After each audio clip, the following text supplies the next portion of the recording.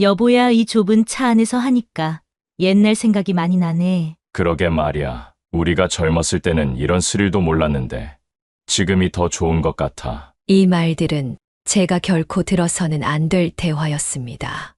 하지만 세상 일이라는 게 정말 기묘합니다. 38년간 단 한 차례도 동문 모임에 참석하지 않았던 남편. 그런 그가 어느 날 갑자기 고등학교 동창회 얘기를 꺼낸 순간 제 마음속을 스치고 지나간 그 묘한 예감은 결국 현실이 되고 말았습니다. 새로 산 명품 벨트, 처음 보는 고급 셔츠, 그리고 차량용 녹화기에 담긴 단 15초간의 음성 파일. 그 짧디 짧은 시간이 제 인생 전체를 송두리째 뒤바꿀 거라고는 상상조차 하지 못했습니다. 안녕하십니까. 저는 전북 전주에서 평생을 보내온 62세 김명숙이라고 합니다. 남편과 함께 운영해온 약국에서의 삶은 잔잔한 강물처럼 고요했습니다. 아니, 그렇다고 믿고 있었죠. 하지만 그 고요한 수면 아래에는 제가 전혀 알지 못했던 경류가 숨어 있었던 것입니다.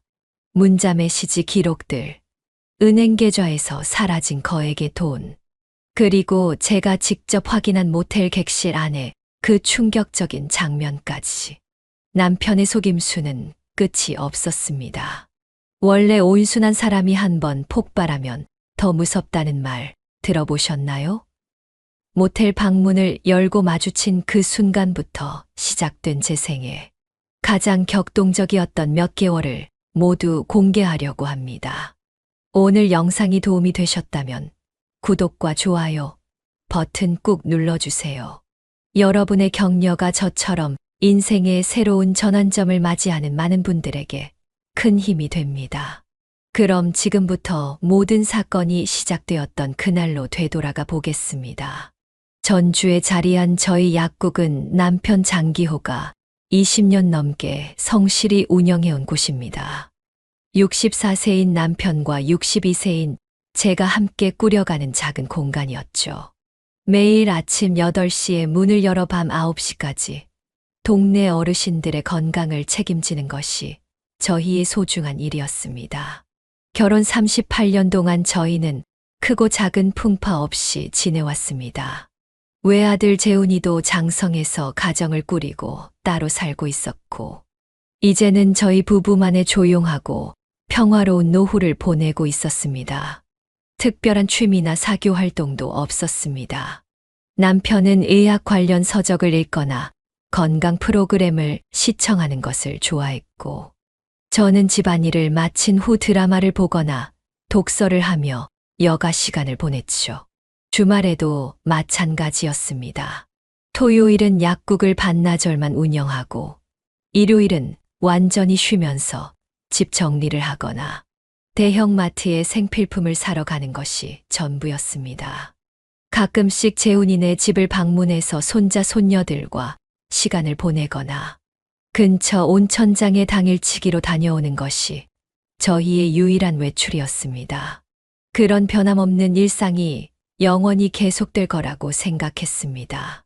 나이가 들면서 점점 더 차분해지고 조용해지는 부부관계도 당연한 것이라고 받아들였고요. 남편 역시 현재의 안정적인 생활에 충분히 만족하고 있다고 확신했습니다. 그런데 인생이라는 게 정말 예상할 수 없는 것 같습니다. 20년 이상 동일하게 반복되던 평범한 일상 속에서 그 누구도 예측하지 못했던 큰 변화가 몰려올 줄은 전혀 상상하지 못했으니까요. 모든 게 달라지기 시작한 건 바로 그 고등학교 동창회 이야기가 처음 나온 그날부터였습니다. 그날은 평범한 화요일 오후였습니다. 약국 정리를 마치고 집에 들어왔는데 남편이 침실 옷장 앞에서 무언가를 뒤지고 있더군요. 20년 넘게 함께 생활하면서 남편이 옷에 그렇게 신경 쓰는 모습을 본 적이 없었는데 그날은 달랐습니다. 평소에는 약국에서 입던 편안한 셔츠 차림이 전부였던 남편이 갑자기 정장 재킷을 꺼내 들고 있었거든요. 여보, 뭐 하는 거예요? 남편은 거울 앞에서 넥타이를 메어보며 대답했습니다. 아, 깜짝이야. 언제 왔어? 고등학교 동창회가 있어서 준비 중이야. 처음 듣는 말이었습니다. 결혼 38년 동안 남편이 친구들과 어울린다고 나간 적은 단 한 번도 없었거든요. 특히 학창 시절 친구들과의 모임이라니. 남편은 늘 옛날 친구들은 다 연락이 끊어졌다고 말해왔는데 말이죠. 동창회요? 처음 듣는데 갑자기 연락이라도 온 건가요? 남편은 드레싱룸에서 고급 정장 셔츠를 꺼내며 답했습니다. 그 셔츠도 처음 보는 것이었어요. 언제 샀는지도 모르겠더라고요.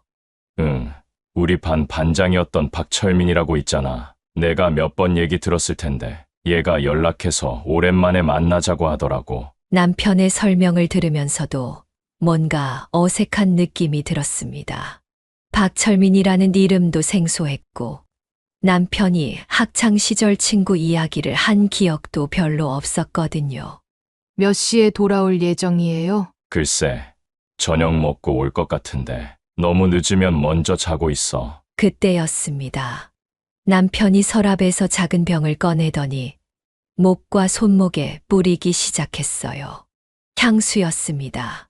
평생 향수라고는 써본 적 없는 사람이 갑자기 말이죠. 평소 같으면 갑자기 웬 향수냐고 물어봤을 텐데 그 순간은 이상하게 말이 나오지 않았습니다. 뭔가 서먹한 기분이 들어서 그냥 지켜보기만 했죠. 현관문이 닫히는 소리가 들린 후 저는 베란다 창가로 가서 남편이 차에 타는 모습을 내려다봤습니다. 가방도 없이 손빈 채로 나가는 모습이 왠지 어색해 보였어요. 그리고 무엇보다도 남편의 얼굴에서 오랫동안 보지 못했던 어떤 표정을 발견했습니다. 설렘이라고 해야 할까요? 38년간 본 적 없는 생기 있는 모습이었어요. 그날은 그냥 넘어갔습니다. 하지만 그 이후로 눈에 보이지 않는 무언가가 조금씩 균열을 만들어가기 시작했습니다. 그 고등학교 동창회 이후 남편의 모습이 눈에 띄게 달라졌습니다. 처음에는 사소한 변화들이었어요. 아침마다 면도를 더 깨끗하게 하고 약국에 입고 갈 셔츠도 신중하게 골라 입었습니다. 나이 들면서 외모에 신경 쓰는 것도 좋은 일이라고 생각했습니다. 하지만 이상한 점은 그 변화가 집안에서만 머물지 않았다는 거였어요. 한 달 사이에 4번이나 모임을 핑계로 외출했습니다. 38년 결혼 생활 동안 한 번도 나가지 않던 친구 모임에 갑자기 그렇게 자주 참석하는 게 이상했어요. 그리고 매번 돌아올 때마다 술 냄새는 전혀 나지 않으면서 오히려 향수 냄새를 풍기며 집에 들어오는 것도 의아했습니다.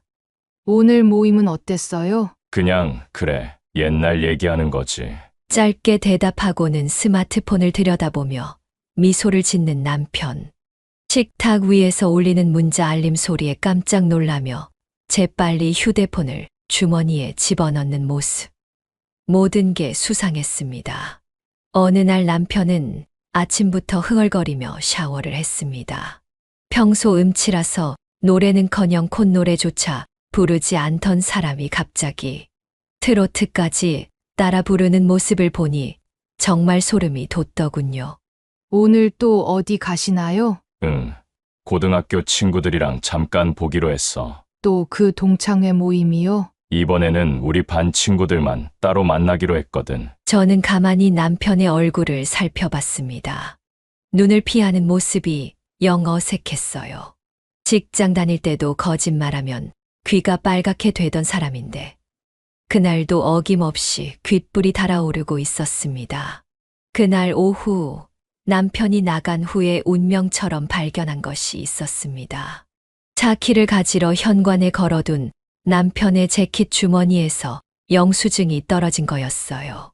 펼쳐보니 85만 원짜리 다이아몬드 귀걸이 구매 내역이었습니다. 가슴이 철렁 내려앉았습니다. 남편은 제 생일이나 결혼 기념일에도 꽃 한 송이 사주지 않던 사람이었거든요. 뭐 필요하면 알아서 사라는 말만 반복하던 그가 100만 원에 가까운 귀걸이를 누구에게 선물한다는 걸까요? 가정 살림을 맡아온 제게 돈 관리는 익숙한 일이었습니다.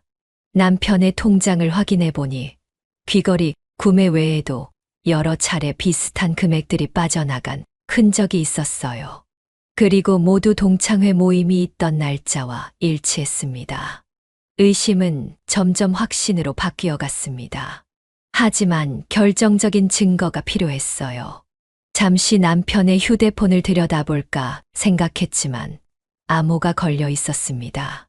그때 문득 떠오른 생각이 있었어요. 차량용 블랙박스였습니다.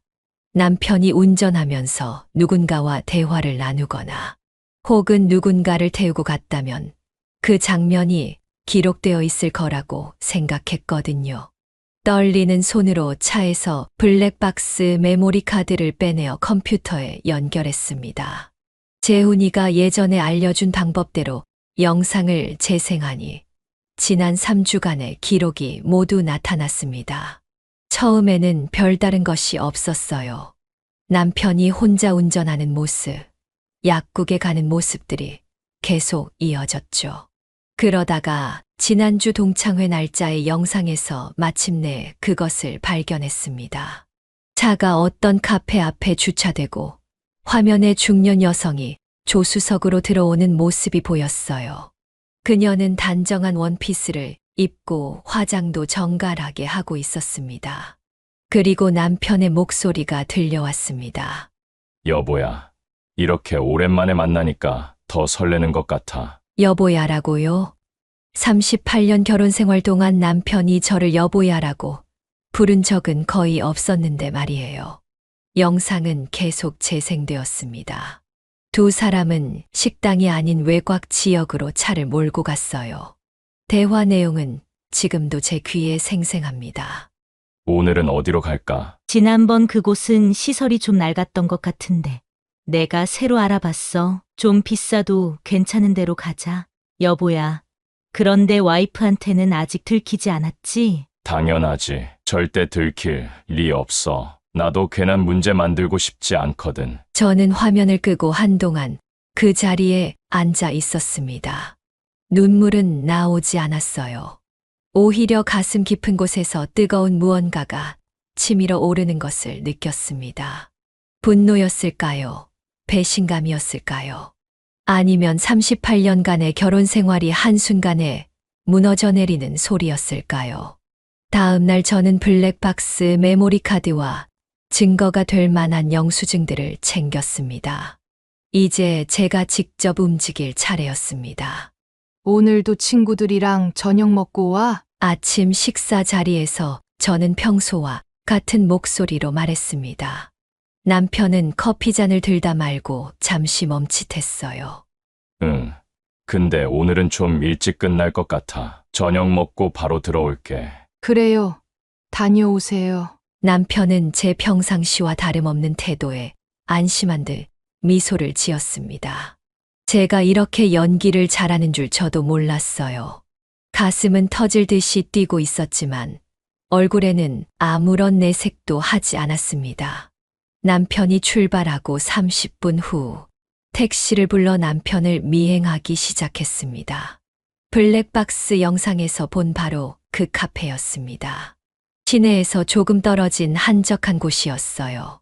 택시를 조금 일찍 세우고 골목 뒤편에서 숨어서 기다렸습니다. 예상한 대로 남편이 그 카페 앞에 차를 세우고 기다리고 있더군요.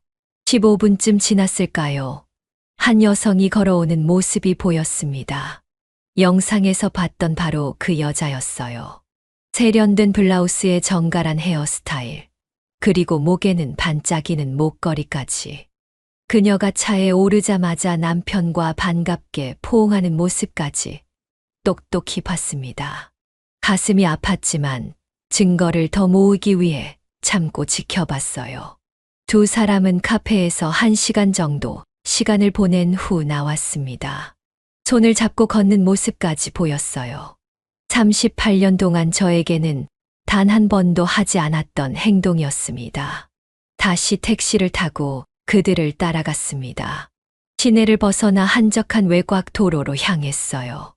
그리고 마침내 그들이 멈춘 곳은 모텔이었습니다. 간판에 로얄 팰리스라고 적혀 있었어요. 깔끔한 외관에 제법 고급스러운 모텔이었습니다. 택시 기사님께 잠시만 기다려달라고 부탁하고 두 사람이 모텔 안으로 들어가는 모습을 끝까지 확인했습니다. 온몸에 진땀이 흘렀어요. 여기까지 오면서도 혹시 제가 오해한 건 아닐까 하는 마지막 희망이 있었거든요. 하지만 이제는 명확했습니다. 택시에서 내려 모텔 로비로 향했습니다. 떨리는 다리로 안으로 들어가니 프런트에 젊은 직원이 있었어요. 손님, 몇 시간 이용하실 건가요? 아니에요. 방금 들어간 커플 보셨죠? 남자분이 제 남편인데요. 죄송합니다만 저희가 그런 걸 알려드릴 순 없어요. 제 남편이 바람피는 현장을 잡아야 해요. 38년 결혼 생활인데 제발 도와주세요. 목소리가 떨렸습니다. 눈물도 났고요. 어쩌면 그때가 처음으로 진심 어린 눈물이었는지도 모르겠어요. 직원은 잠시 고민하더니 한숨을 쉬었습니다. 305호입니다. 하지만 제가 알려드린 건 아니에요. 정말 고맙습니다. 계단을 올라 305호 앞에 섰습니다. 문 앞에서 한참을 망설였어요.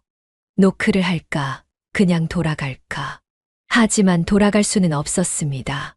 그때 제 핸드백에서 휴대폰이 울렸어요. 놀라서 전화를 받았는데 아들 재훈이었습니다. 엄마, 제가 부재 중 전화를 못 받았네요. 무슨 일 있으세요? 택시를 타고 오면서 모든 것이 무너지는 느낌에 무의식적으로 아들에게 전화를 걸었던 것 같았어요. 아니야, 괜찮아. 재훈아, 엄마가 나중에 다시 전화할게. 전화를 끊고 깊게 숨을 들이마셨습니다. 그리고 문을 두드렸어요. 안에서 부산한 소리가 들렸습니다. 룸서비스입니다. 제가 조금 높은 목소리로 말했어요. 잠시 후 문이 살짝 열렸습니다. 남편의 얼굴이 보였어요.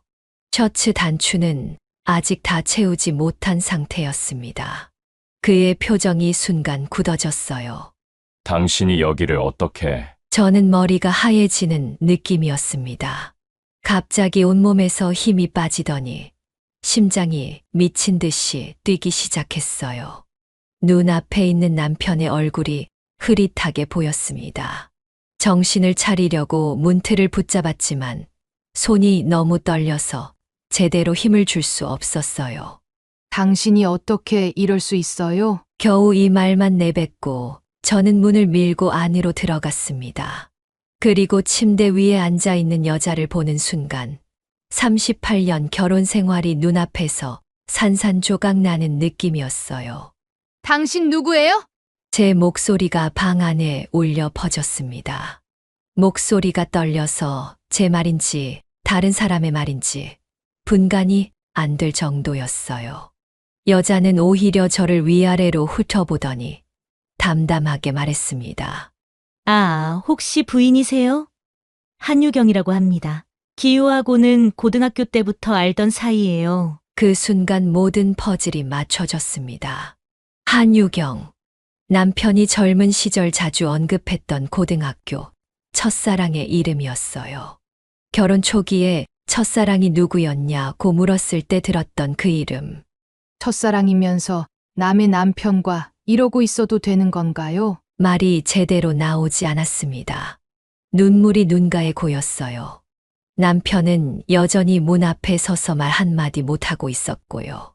한유경은 미소를 지으며 저를 바라봤습니다. 불편한 상황에 전혀 죄책감이 없어 보였어요. 아이 참, 뭔가 오해하시는 것 같은데요. 기호가 저한테 이혼했다고 그랬거든요. 이혼이라고요? 순간 머리가 핑 돌았습니다. 남편을 바라봤어요. 당신이 이혼했다고 했다고요? 남편은 고개만 숙인 채 대답이 없었습니다. 그 모습에 더 화가 났어요. 말해봐요. 지금 이게 뭐예요? 38년을 같이 살았는데 더 이상 말이 나오지 않았습니다. 울음이 터져 나왔고요. 그리고 솔직히 말해서요. 부부 사이도 시간 지나면 정 떨어지는 거 아니에요? 우리는 첫사랑이었거든요. 그 느낌이 다시 살아난 거예요. 이해하실 수 있으시잖아요. 추상적인 말투와 가식적인 어조에 더 화가 났습니다. 제 시선이 그녀의 목에 걸린 진주 목걸이에 머물렀어요. 제 시선을 느꼈는지 목걸이를 손으로 만지작거리며 말하더군요. 아, 이거요? 예쁘죠? 기호가 특별히 골라준 거예요. 남자치고는 안목이 꽤 좋더라고요. 그 말에 분노가 폭발했습니다. 저는 가방을 바닥에 내던졌어요. 안목, 당신 지금 뭐라고 했어요? 내가 뭔데 기웃거리는 거야? 빌어도 모자랄 판에. 갑자기 숨이 가빠졌습니다. 심장이 너무 빨리 뛰었어요. 안 되겠다. 진정해야 해. 깊게 숨을 들이마셨습니다. 진정해야 증거를 모을 수 있다는 생각이 들었거든요. 천천히 숨을 고르고 난 후 눈물을 닦았어요. 떨리는 손으로 가방을 주워들고 휴대폰을 꺼냈습니다.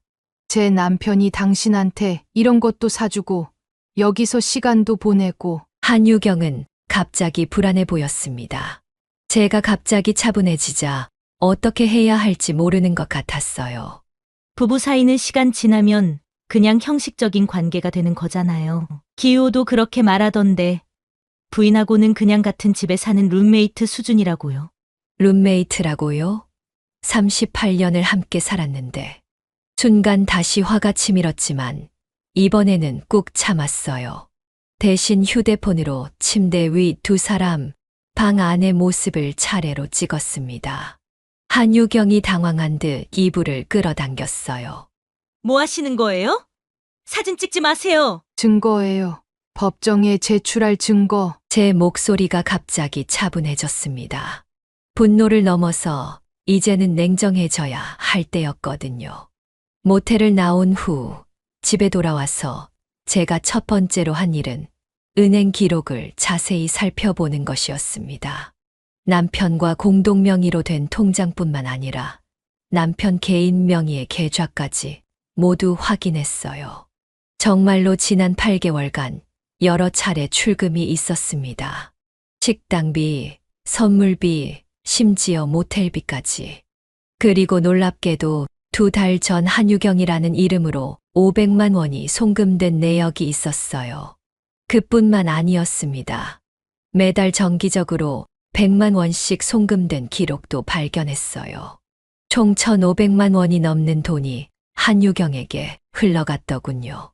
우리 노후를 위해 아껴뒀던 돈이었는데. 다음으로 남편의 휴대폰 백업 데이터를 확인했습니다. 재훈이가 예전에 알려준 방법으로 클라우드에 저장된 메시지들을 볼 수 있었어요. 그곳에서 발견한 내용들은 더욱 충격적이었습니다. 유경아, 오늘 만나자. 어디서 볼까? 지난번 그 모텔 어땠어? 다음엔 더 좋은 곳으로 가자. 선물 마음에 들었어. 다음에는 더 비싼 걸 사줄게. 아내는 의심 안 해. 걱정하지 마. 메시지 내용을 읽을수록 가슴이 아팠습니다. 하지만 이제 더 이상 눈물이 나오지 않았어요. 대신 강한 결심이 생겼습니다. 가장 충격적인 건 남편이 한유경에게 보낸 메시지 중에 이런 내용이 있었다는 거였어요. 이혼 절차 알아보고 있어. 조금만 더 기다려줘. 곧 정식으로 너랑 새 출발할 수 있을 거야. 남편은 정말로 저와 이혼하고 한유경과 재혼할 생각이었던 겁니다.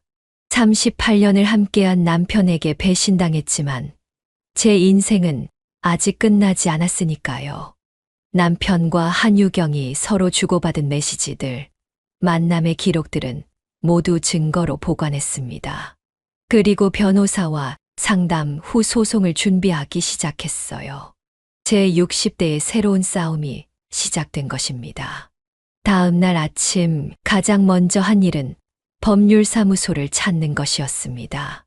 변호사에게 상황을 설명하고 상간녀, 소송과 이혼에 관한 상담을 받았어요. 증거는 충분히 확보하셨나요? 네, 블랙박스 영상과 현장 사진, 그리고 송금 내역까지 모두 있습니다. 가방에서 차례로 꺼낸 증거들을 변호사가 꼼꼼히 살펴봤습니다. 블랙박스에 담긴 음성 파일, 모텔에서 찍은 사진들, 은행 송금 내역서, 그리고 휴대폰 메시지, 백업 자료까지.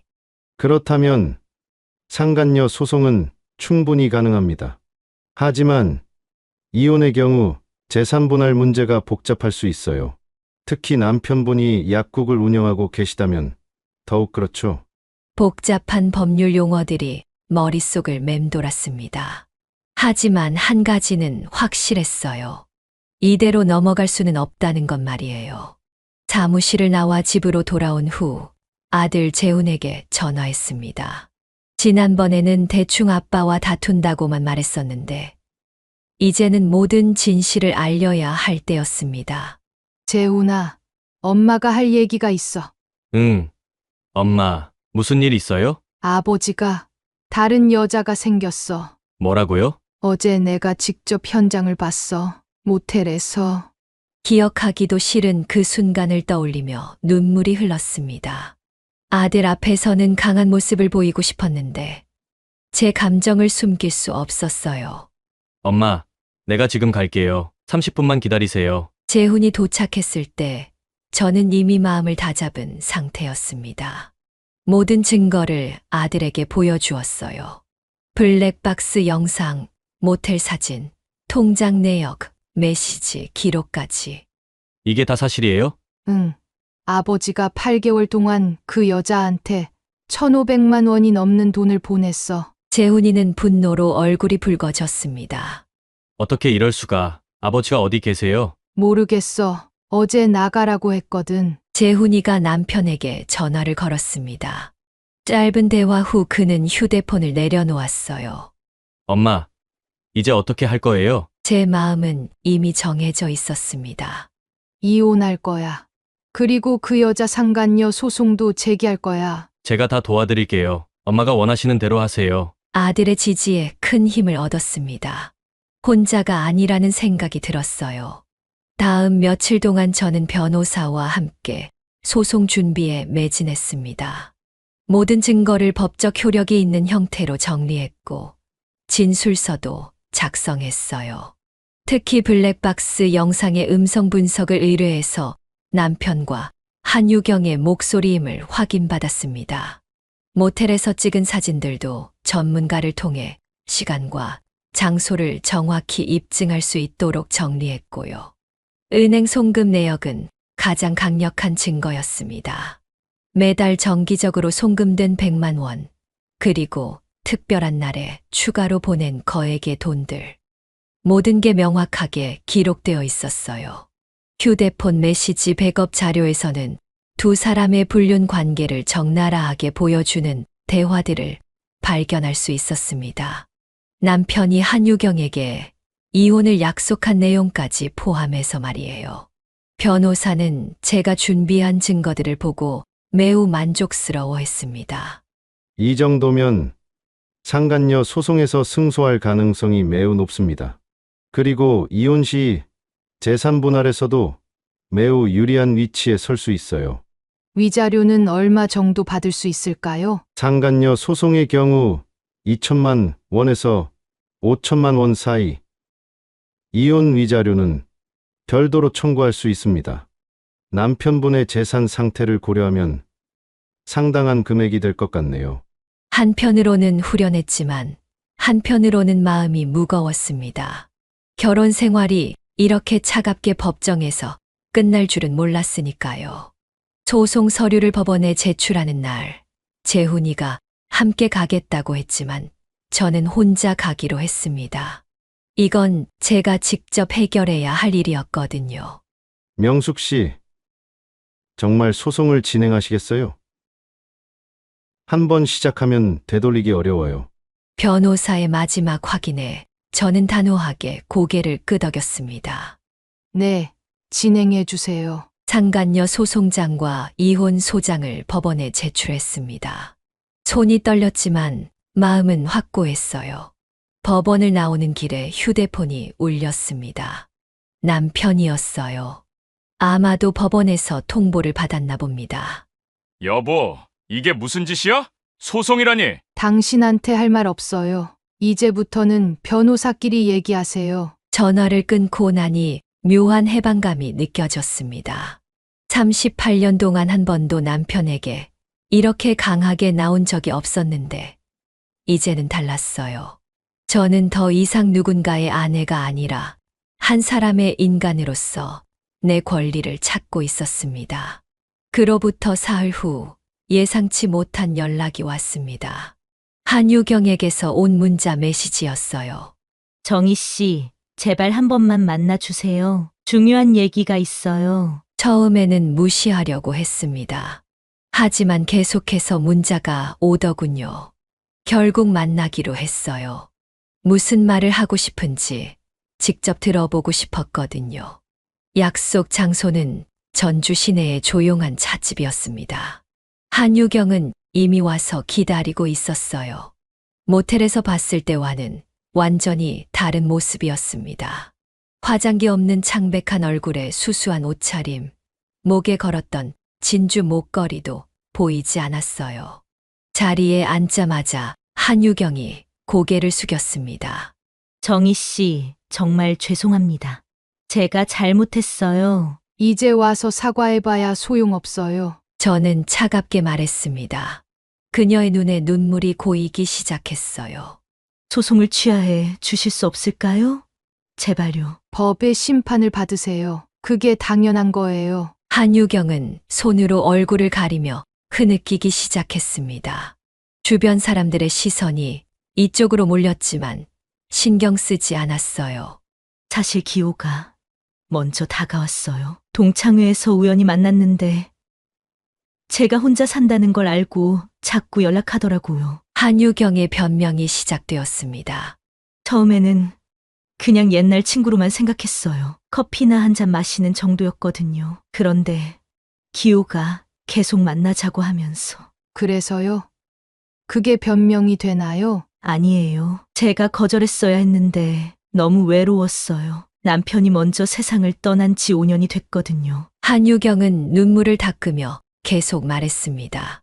기호가 자기도 부인과는 이미 끝났다고 했어요. 형식적으로만 같이 사는 거라고, 곧 정리하고 저한테 올 거라고 계속 말하더라고요. 제 가슴이 답답해졌습니다. 남편이 저를 어떻게 생각하고 있었는지 적나라하게 드러나는 순간이었어요. 그 말을 믿으셨다고요? 처음에는 의심했어요. 하지만 기호가 워낙 확신에 차서 말하니까, 그리고 저한테 매달 생활비도 보내주고 선물도 사주고. 생활비라고요? 한유경이 고개를 끄덕였습니다. 처음에는 거절했어요. 하지만 기호가 자기 마음이라고 하면서 계속 보내더라고요. 그래서 받았어요. 1,500만 원이 단순한 선물이 아니라 생활비 명목으로 지급된 거였군요. 남편은 정말로 한유경과 새로운 생활을 계획하고 있었던 겁니다. 그래도 유부남과 만난 건 사실이잖아요. 저희가 이혼하지 않았다는 걸 몰랐다고 할 수 없을 거예요. 한유경의 표정이 더욱 어두워졌습니다. 정말 죄송해요. 제가 확인했어야 했는데 기호를 믿고 싶었어요. 확인하려고 하셨어요? 정말로? 한번 물어본 적이 있어요. 정말 이혼 절차가 진행 중이냐고. 그랬더니 기호가 변호사랑 상담까지 했다고 하더라고요. 남편의 거짓말은 그렇게 치밀했습니다. 단순한 충동적인 외도가 아니라 계획적인 이중생활이었던 거예요. 그래도 제가 잘못한 건 맞아요. 확실하게 확인하지 않고 만난 게 잘못이었어요. 한유경이 다시 고개를 숙였습니다. 어떻게 하면 용서해 주실까요? 받은 돈은 모두 돌려드릴게요. 돈 문제가 아니에요. 38년 결혼 생활이 무너진 거라고요. 제 목소리가 떨렸습니다. 화가 나서가 아니라 슬퍼서였어요. 제발요. 소송하면 제 주변 사람들이 다 알게 돼요. 아이들도 있고 직장도 있어요. 제 인생이 끝나요. 한유경의 울음소리가 커졌습니다. 주변에서 쳐다보는 시선들이 더욱 많아졌어요. 그건 당신이 선택한 결과예요. 남의 남편을 탐낸 대가죠. 저는 자리에서 일어났습니다. 더 이상 들을 말이 없었어요. 정희 씨, 제발. 한유경이 제 소매를 잡았습니다. 놓으세요. 법정에서 보죠. 저는 그녀의 손을 뿌리치고 찻집을 나왔습니다. 밖으로 나오니 봄바람이 얼굴을 스쳤습니다. 그 바람이 제 마음속 응어리를 조금이나마 날려주는 것 같았어요. 휴대폰을 꺼내 변호사에게 전화했습니다. 변호사님, 상대방이 합의를 요구하는데 거부하겠습니다. 끝까지 재판으로 가주세요. 알겠습니다. 명숙 씨가 원하시는 대로 진행하겠습니다. 전화를 끊고 집으로 향했습니다. 이제 정말로 되돌릴 수 없는 강을 건넜다는 생각이 들었어요. 하지만 후회는 없었습니다. 제가 선택한 길이었고 끝까지 가볼 작정이었거든요. 한 달 후 법원에서 첫 변론 기일 통지가 왔습니다. 같은 날 한유경에게서도 다시 문자가 왔어요. 죄송합니다. 정말 잘못했습니다. 제발 합의해 주세요. 1,000만 원으로 합의해 주시면 안 될까요? 1,000만 원이라. 우리 돈 1,500만 원을 받아놓고 1,000만 원으로 합의하자는 말도 안 되는 제안이었습니다. 답장을 보내지 않았어요. 재판 당일 검은색 정장을 입고 법원으로 향했습니다. 재훈이가 휴가를 내고 동행해 주었어요. 엄마, 긴장 많이 돼요? 아니야. 오히려 차분해. 빨리 끝내고 싶은 마음뿐이야. 법원에 도착하자 변호사가 맞이했습니다. 명숙 씨, 남편분과 상대방 여성 모두 모든 조건에 동의했습니다. 오늘은 형식적인 절차만 남았어요. 재판정에 들어서니 남편과 한유경이 이미 와 있었습니다. 한 달 새 남편은 몰라보게 야위어 있었고 한유경은 변호사 없이 혼자 초라한 모습으로 앉아 있더군요. 이혼 재판이 먼저 시작되었습니다. 판사는 합의된 이혼 조건을 차례로 검토했어요. 제3분할의 경우 약국 부동산과 예금을 7대 3으로 분할하고 위자료 2천만 원을 남편 측에서 지급하는 것으로 합의되었습니다. 양측 모두 동의하십니까? 남편이 고개를 끄덕였습니다. 저도 마찬가지였고요. 그럼 이혼을 허가합니다. 그렇게 38년 결혼 생활이 법적으로 종료되었습니다. 생각보다 짧은 시간이었어요. 긴 세월이 단 몇 분 만에 정리되다니 허무한 기분이 들었습니다. 이어서 상간녀 소송 재판이 시작되었습니다. 제 변호사가 준비한 증거들을 차례로 제시했어요. 블랙박스 영상, 모텔 사진, 송금 내역, 메시지, 기록까지. 한유경은 모든 혐의를 인정했습니다. 변호사 없이 나온 그녀는 제대로 된 변론도 하지 못했어요. 피고는 원고의 남편과 8개월간 불륜 관계를 맺었고 그 과정에서 1,500만 원의 금전적 이득을 취했습니다. 이는 명백한 상간녀 행위로서 판사의 판결문이 이어졌습니다. 피고는 원고에게 위자료 3천만 원을 지급하라고 명령합니다. 재판이 끝나고 복도로 나왔습니다. 한유경이 다가왔어요. 정희 씨, 정말 죄송합니다. 제가 잘못했어요. 이제 와서 사과해도 소용없어요. 판결대로 하세요. 한유경은 핸드백에서 봉투를 꺼냈습니다.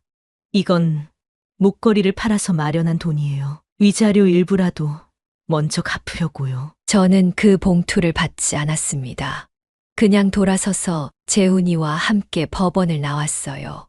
엄마, 재판 잘 끝났네요. 우리가 이겼어요. 응, 다행이야.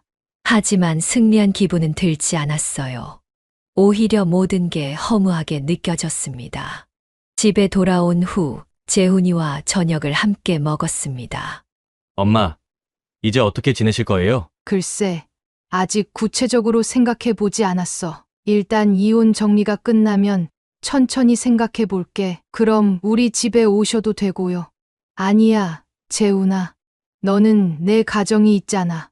엄마는 혼자서도 잘할 수 있어. 그날 밤 혼자 침대에 누워 천장을 바라보았습니다.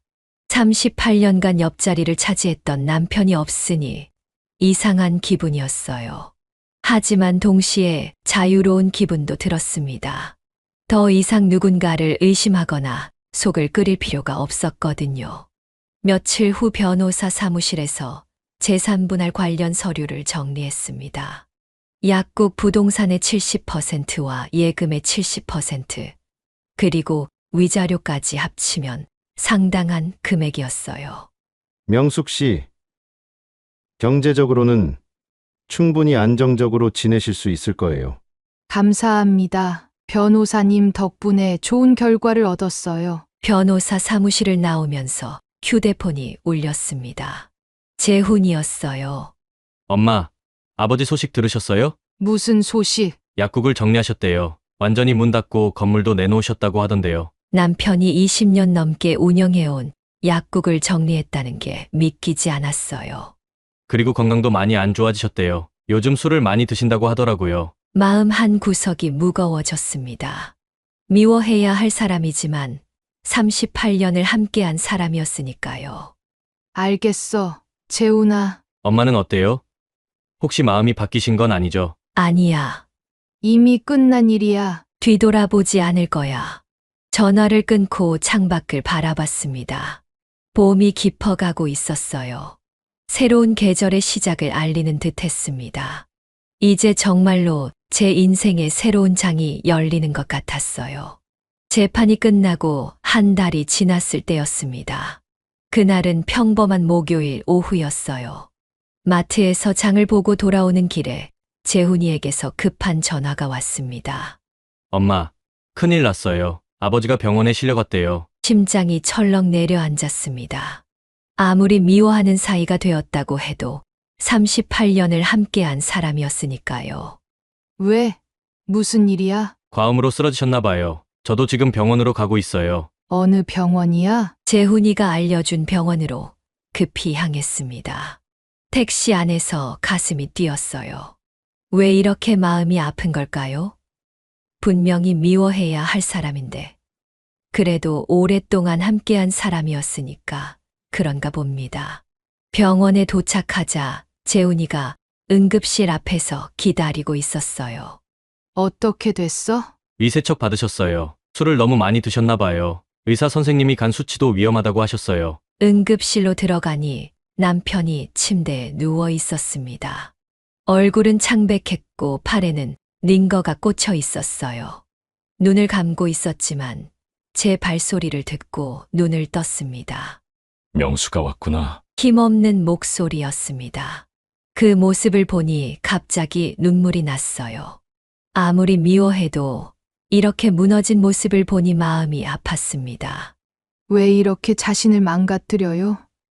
재훈이가 얼마나 걱정하는지 알아요? 미안해. 다 내 잘못이야. 남편의 손이 제 손을 찾았습니다. 잠시 망설이다가 그의 손을 잡아 주었어요.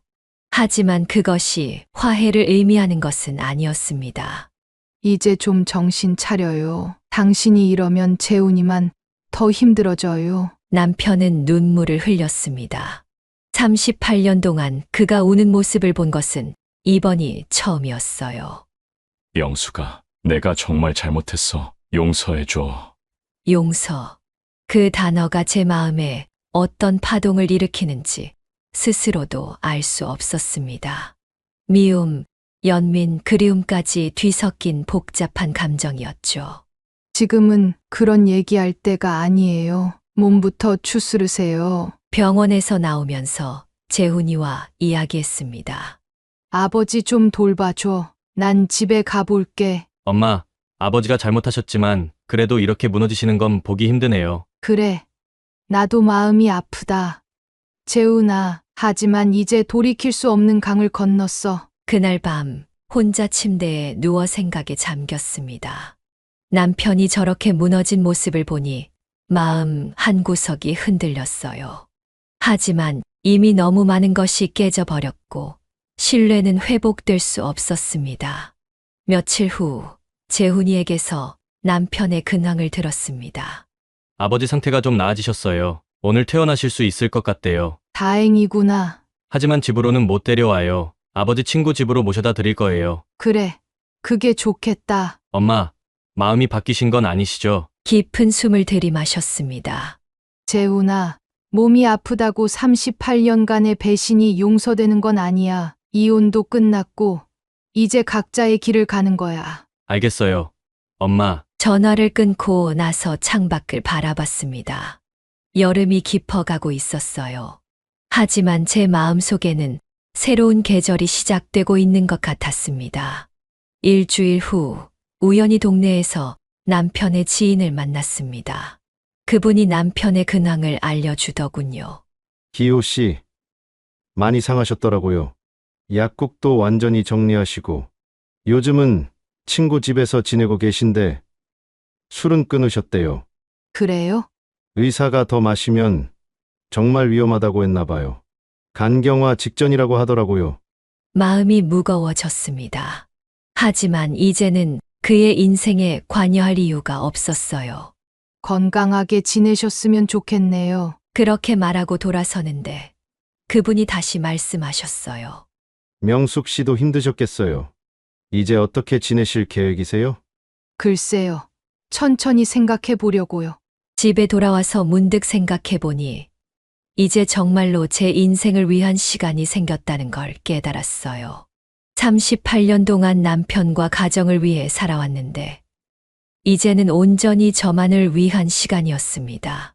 그날 저녁 오래된 취미 생활에 대해 생각해 봤어요.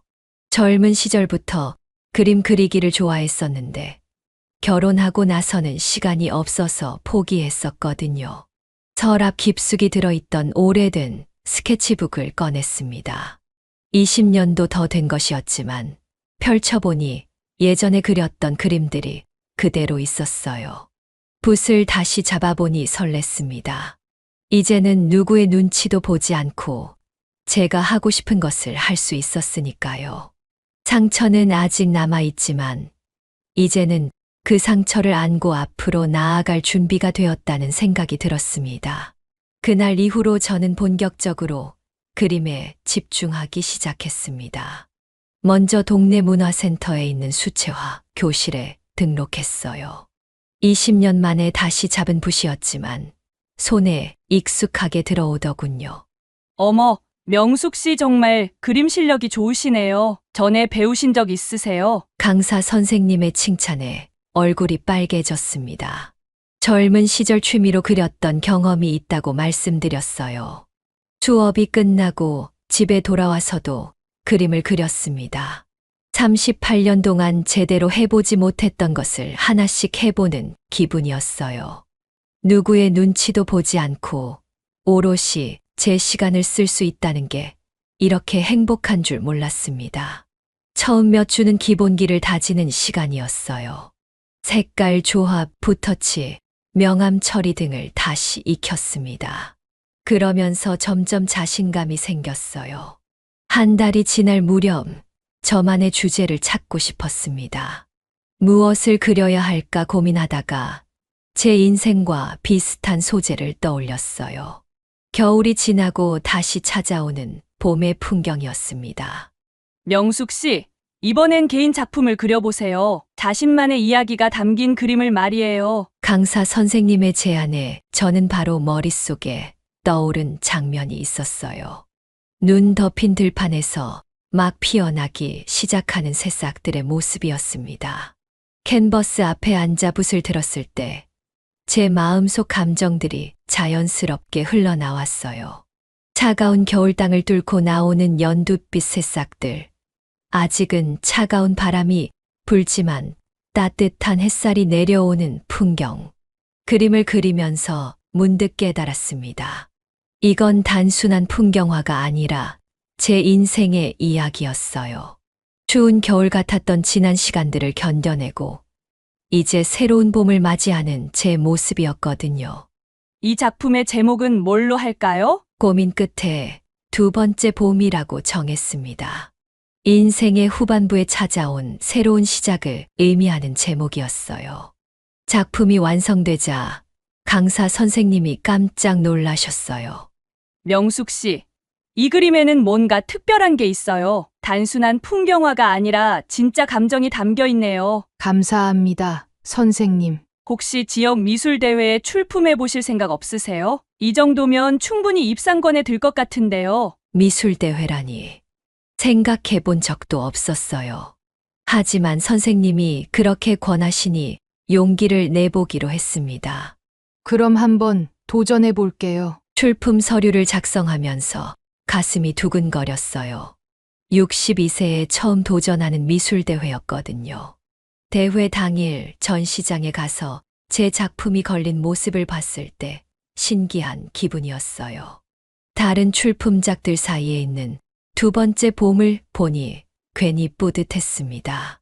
심사 결과가 나오기까지 일주일을 기다려야 했어요. 그 일주일이 정말 길게 느껴졌습니다. 드디어 결과 발표가 있던 날, 강사 선생님께서 전화를 주셨어요. 명숙 씨 축하드려요. 장려상 받으셨어요. 처음에는 믿기지 않았습니다. 정말로 제가 상을 받다니요. 정말요? 진짜예요? 네, 정말이에요. 심사위원들이 작품에 담긴 진정성을 높이 평가했다고 하더라고요. 시상식 날, 재훈이와 며느리가 함께 와줬어요. 작은 트로피를 받는 순간 가슴이 뭉클해졌습니다. 60대에 시작한 취미가 이런 결실을 맺다니 꿈만 같았어요. 엄마, 정말 대단해요. 이렇게 멋진 그림을 그리시다니. 아들의 칭찬에 얼굴이 빨개졌습니다. 시상식이 끝나고 집에 돌아와 트로피를 책상 위에 놓고 한참을 바라봤어요. 이 작은 트로피가 저에게는 새로운 인생의 시작을 알리는 신호 같았습니다. 그 이후로 그림에 더욱 열중했습니다. 문화센터 수업뿐만 아니라 개인적으로도 화실을 다니기 시작했어요. 새로운 기법들을 배우고 다양한 주제에 도전해봤습니다. 무엇보다 좋았던 건 같은 취미를 가진 사람들과의 만남이었어요. 나이대가 비슷한 분들과 함께 그림 이야기를 나누고 전시회도 함께 관람하면서 새로운 인간관계를 만들어갔습니다. 명숙 씨, 다음 작품은 뭘 그릴 계획이세요? 글쎄요. 이번에는 인물화에 도전해 보고 싶어요. 그림을 그리는 시간들이 쌓이면서 점점 더 자신감이 생겼어요. 무엇보다 혼자만의 시간을 즐기는 법을 배웠습니다. 38년 동안 남편과 가정을 위해 살았던 제가 이제는 온전히 저를 위한 시간을 갖게 된 거였어요. 그리고 그 시간이 이렇게 소중하고 의미 있을 줄은 정말 몰랐습니다. 두 번째 봄이라는 작품 제목처럼 저의 인생에도 정말로 두 번째 봄이 찾아온 것 같았어요. 수상 후 6개월이 지났습니다. 이제는 그림 그리는 일상이 완전히 자리를 잡았어요. 주 3회 화실에 나가고 주말에는 야외 스케치를 하며 시간을 보냈습니다. 그날은 평범한 화요일이었어요. 새로운 물감을 사러 시내 대형마트에 갔습니다.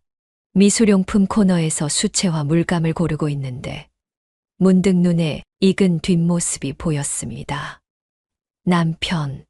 아니, 이제는 전 남편이었죠. 잠시 머뭇거렸습니다. 피해서 갈까 생각도 했지만 이제는 그를 마주해도 괜찮을 것 같았어요. 1년 전과는 완전히 달라진 제 자신을 느꼈거든요. 천천히 다가갔습니다. 그는 즉석식품 코너에서 라면과 냉동식품들을 장바구니에 담고 있었어요. 기호 씨, 그가 돌아봤습니다. 제가 부른 것이 의외였는지 놀란 표정이었어요. 1년 만에 본 그의 모습은 정말 많이 변해 있었습니다. 머리는 반 이상 하얗게 변했고 몰라보게 야위어 있었어요. 옷도 구겨져 있었고 전체적으로 초췌한 모습이었습니다. 장바구니에는 혼자 사는 사람의 쓸쓸함이 그대로 담겨 있었어요. 아, 명수가 오랜만이네. 어색한 침묵이 흘렸습니다. 예전 같았으면 화가 났을지도 모르지만 이제는 그저 한 인간으로서 그를 바라볼 수 있었어요. 차 한잔 할 수 있을까? 그의 제안에 잠시 고민했지만 결국 고개를 끄덕였습니다. 마트 안에 있는 작은 카페로 향했어요. 테이블에 앉자 그가 먼저 입을 열었습니다. 많이 달라 보이네. 더 건강해 보여. 감사해요. 요즘 그림을 그리고 있거든요. 그림.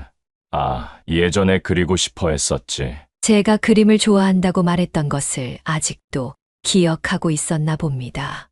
38년을 함께 살았으니 서로에 대해 모르는 게 없을 터였죠. 재훈이한테 들었어요. 많이 아팠다면서요. 응.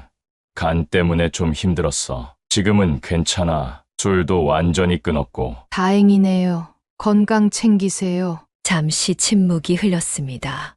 창밖으로 보이는 사람들이 분주히 오가고 있었어요. 요즘은 어디서 지내세요? 작은 원룸으로 이사했어. 혼자 살기엔 충분해. 그래요. 빨리 나와서 약국 다시 차리셔야죠. 또 침묵이 이어졌습니다. 할 말은 많았지만 동시에 아무 말도 하고 싶지 않은 이상한 기분이었어요. 정말 미안해. 명수가 내가 평생 후회할 일을 저질렀어. 이제 와서 그런 얘기가 무슨 소용이에요. 알아. 그래도 꼭 하고 싶었어. 너를 위해서가 아니라 나 자신을 위해서라도. 그의 진심이 느껴졌습니다. 하지만 이제는 돌이킬 수 없는 강을 건넌 후였어요. 그럼 다행이야. 내가 행복했으면 좋겠어. 커피를 다 마시고 자리에서 일어났습니다. 이제 할 말은 다 한 것 같았어요. 그럼 저 먼저 가볼게요. 명수가 발걸음을 멈추고 돌아봤습니다. 행복하게 살아. 그 말이 마지막 인사처럼 들렸어요. 저도 짧게 대답했습니다. 기호 씨도 건강하세요. 카페를 나와 마트를 돌아보는 길, 발걸음이 가벼웠어요. 왜일까요? 누군가에게 원망이나 미움이 남아있지 않아서였을까요? 아니면 38년의 시간을 함께한 사람에 대한 마지막 정리가 끝났기 때문일까요? 계산을 마치고 마트를 나오는데 뒤에서 누군가 저를 부르는 소리가 들렸어요. 돌아보니 그림 교실에서 만난 박영자 씨였습니다. 명숙 씨, 여기서 뭐 해요? 아, 영자 씨. 물감 사러 왔어요. 저도 캔버스 사러 왔는데. 같이 가실래요? 좋죠. 영자 씨와 함께 걸으면서 이야기를 나눴어요. 다음 주에 있을 그림 전시회 이야기, 새로 배울 유화, 기법 이야기까지. 자연스럽게 웃음이 나왔습니다. 집에 돌아와 구입한 물감들을 정리하면서 생각해 봤어요. 1년 전에 저라면 전 남편을 만나고 나서 하루 종일 복잡한 감정에 시달렸을 텐데 지금은 그렇지 않았어요. 오히려 마음이 편안했습니다. 과거와 완전히 결별했다는 느낌이었거든요. 저녁에 재훈이에게서 전화가 왔어요. 엄마, 어떻게 지내세요? 응. 잘 지내고 있어. 오늘 마트에서 아버지를 만났어. 정말요? 어떠셨어요? 많이 야위셨더라. 그래도 건강은 회복된 것 같던데. 엄마는 괜찮으세요? 응. 괜찮아. 이제 정말 다 내려놓은 것 같아. 전화를 끊고 창밖을 바라봤습니다. 가을이 깊어가고 있었지만 제 마음 속에는 따뜻한 봄 기운이 느껴졌어요. 이제는 과거가 아닌 현재와 미래를 위해 살고 있었습니다. 그리고 그 삶이 너무나 소중하고 의미 있게 느껴졌어요. 그 이후로 3개월이 더 지났습니다. 가을이 깊어지고 겨울이 오려는 계절의 변화와 함께 제 마음도 점점 더 평온해졌어요. 어느 날 마트에 장을 보러 갔습니다. 요즘은 새로운 요리에도 도전하고 있었거든요. 혼자 살면서 저만을 위한 음식을 만드는 재미를 발견했어요. 장바구니를 들고 야채 코너를 둘러보는데 멀리서 익숙한 뒷모습이 보였습니다. 전 남편이었어요. 이번에는 피하지 않고 자연스럽게 쳐다봤습니다. 지난번보다 더 야위어 보였지만 적어도 혼자서 장을 보고 있는 모습이 안정적으로 보였어요. 그는 혼자서 조용히 과일을 고르고 있었습니다. 사과 몇 개, 바나나 한 송이. 정말 혼자 사는 사람의 장복이었죠. 문득 38년이라는 시간이 떠올랐습니다. 그 긴 세월 동안 우리는 정말 많은 것을 함께 했었죠. 기쁨도 슬픔도 평범한 일상들도. 하지만 이제는 그 모든 것이 과거의 일이 되었습니다. 아프지도 그립지도 않았어요. 그저 한 사람의 인생에 있었던 한 계절 같은 느낌이었습니다. 진열대 너머로 그의 모습을 바라보며 마음속으로 조용히 말했어요. 안녕히 지내세요. 기호 씨, 이제 정말 안녕입니다. 그것이 제가 그에게 건네는 진짜 마지막 인사였습니다. 말로 하지 않았지만 마음속 깊은 곳에서 우러나온 진심 어린 작별이었죠. 저는 조용히 제 장보기를 계속했습니다.